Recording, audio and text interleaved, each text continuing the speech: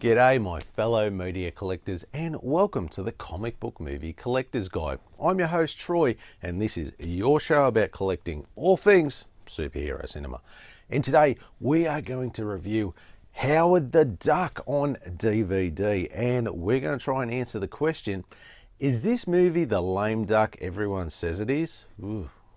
What do you say we find out? Let's get into it.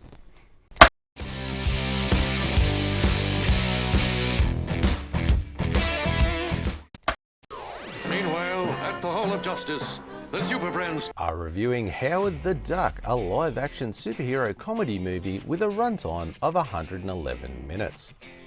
The film was released in the theatres on the 1st of August 1986 and later released on DVD on the 24th of May 2003 and a special edition DVD on the 10th of March 2009. The film was also released on Blu-ray on the 8th of March 2016 and on 4K HD to commemorate the film's 35th anniversary in 2021.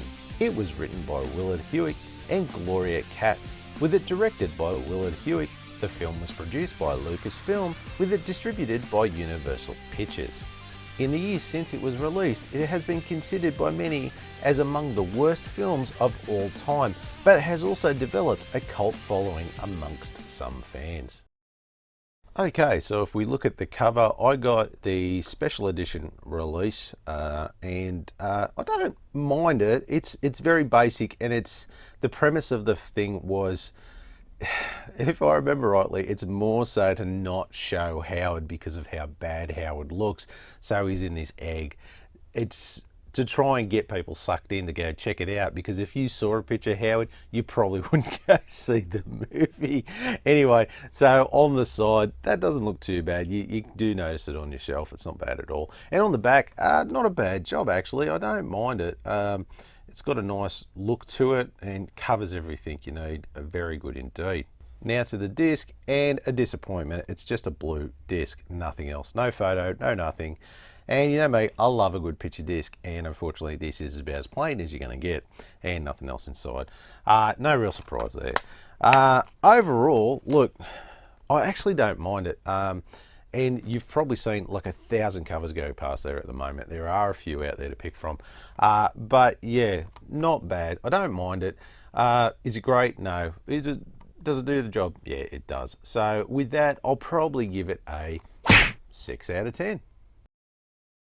So the movie starts out on Duck World, where we have Howard the Duck watching TV in his lounge room when all of a sudden he's pulled by a laser beam through space to Earth by a scientific experiment that went wrong. Now, once landing on Earth, Howard meets Beverly, a struggling rock singer who takes Howard in and tries to help him out, work out how he can get back home. Only to find out there's an evil overlord from another planet who was pulled to Earth as well, and he wants to bring more of his own kind to Earth to take over the world. So it's up to Howard and Beverly, with the help of their scientist friend Phil, to stop the oncoming alien invasion and hopefully get Howard back to Duck World. I want to go home. So for the story, you can see there was a good idea there for a movie initially, but with what I have seen and read, with so many things getting changed along the way by the studio, contractual obligations, and trying to fit a PG rating, it's not hard to see why it turned out the way it did. I think there are many reasons this film doesn't work, and for me the main one is that you have this real edgy, wisecracking, smart-ass character that has more adult humour being toned down by the studio to be more of a family-friendly kids movie, and you can see that in the script where they try and push the boundaries of adult humour in a kid-friendly movie. Yeah, and I'm looking at you, duck boobs. Which ultimately gives you jokes that don't land with adults and kind of go over the heads of kids. I thought my jokes were bad. The script, look, it was not great by any stretch, and the pace of the movie was really all over the shop, and there was a lot of conflicting moments and situations throughout the film. Like, for instance, one minute you had people freaking out about Howard, going, oh, this little alien creature, but then the next minute you had people like, it's a talking humanoid duck. That's just the norm for LA. And that's just that one example of the inconsistencies throughout this film that just confused the audience. There is something there, but with too many fingers in the pie, you kind of get this. So look, for that, I'm probably going to give this, oh God, I'm going to give this a 5 out of 30. Now, Howard the Duck is based off a character from Marvel Comics, but that's where the similarities end, as they significantly altered the personality of the title character and played the story straight as opposed to like a satire, which is like in the comics. And that is why it was meant to be an animated film to begin with, to kind of convey that humor on screen. But the studio needed a live action film for the summer, and hence it was changed. And not only did Howard not look a lot like his comic book character, his appearance changed constantly throughout the film, with the costume redesigned several times over the process of the movie, including his clothes, the shape of his bill, and even being a puppet one minute and a guy in a suit the next. In some scenes, it is very noticeable indeed. Now, for the cast, I will have them up here, and the other than probably our 3 main leads, there is really no one else here of note. And I think now if you look at Leah Thompson, she was okay, she did an okay job, and from all accounts didn't really play the character like in the comics. And of course we have 80s character actor Jeffrey Jones, who I felt didn't exactly put in his best performance, and he spent most of the majority of the film playing the Dark Overlord, which was as cheesy as all hell. And of course, Tim Robbins, who was literally chewing up the scenery in almost every time he was on screen. His performance was just so over the top at times. It got old real quick. It's just all disappointment, confusion, and just missed opportunities for me. So for this, look, I'm only going to give it a 4 out of 20. Okay, because I have the special edition release, we do get some great special features on here, and they include a look back at Howard the Duck, Releasing the Duck, archival featurettes, which are the music of Howard the Duck, the stunts of Howard the Duck, and the special effects of Howard the Duck, and 2 theatrical teaser trailers.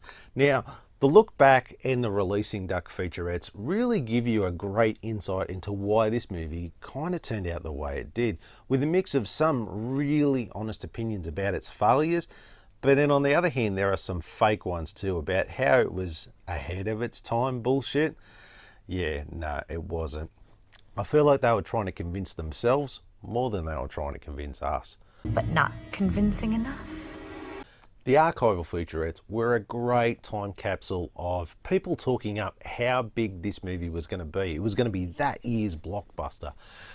Oh dear, if they only knew, if they only knew.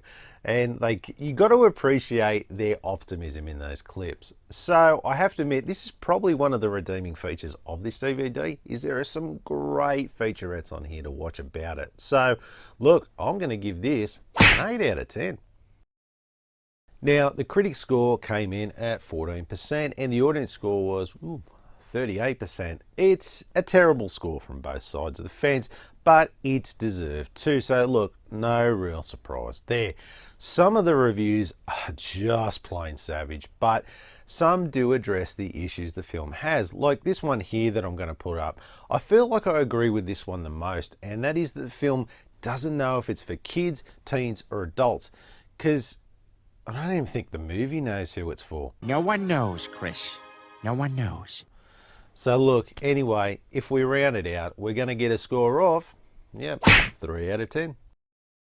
So for me, I've never watched this film till this review.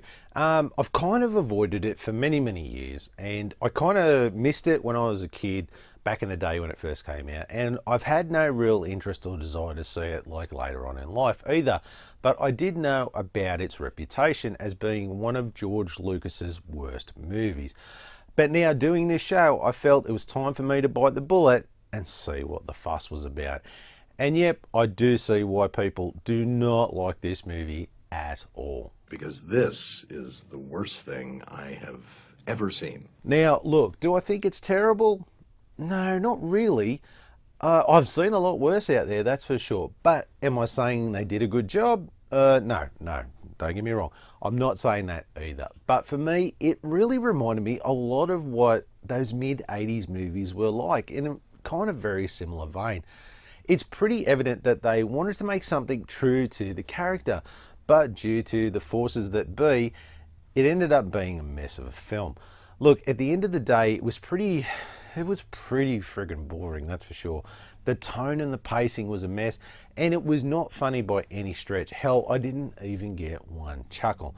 It's one of those movies where I would say, maybe check it out once, but that's it. Don't go back to that well when you're done. That's it, you're finished. Move on. So look, for me, I'm gonna give it a score of 5 out of 20. So first up is collectability, and on the collector scale, I would probably say this would be really on the cusp of your comic geek and up, as it's something you should at least watch once. But as far as putting in your collection, it's not a necessity, put it that way, but it's very much for a very hardcore fan or a Marvel completist or just a plain completist like me. Now, as far as availability goes on this one, this is way on the common side of things. You should have no trouble picking up a copy of either DVD, Blu-ray or 4K HD at your usual retail outlets like Amazon, etc. Probably more of your online outlets than your in-store. But as far as the DVD, Blu-ray and 4K on the second-hand markets, there is an abundance on eBay, so you will have no trouble picking up a copy there.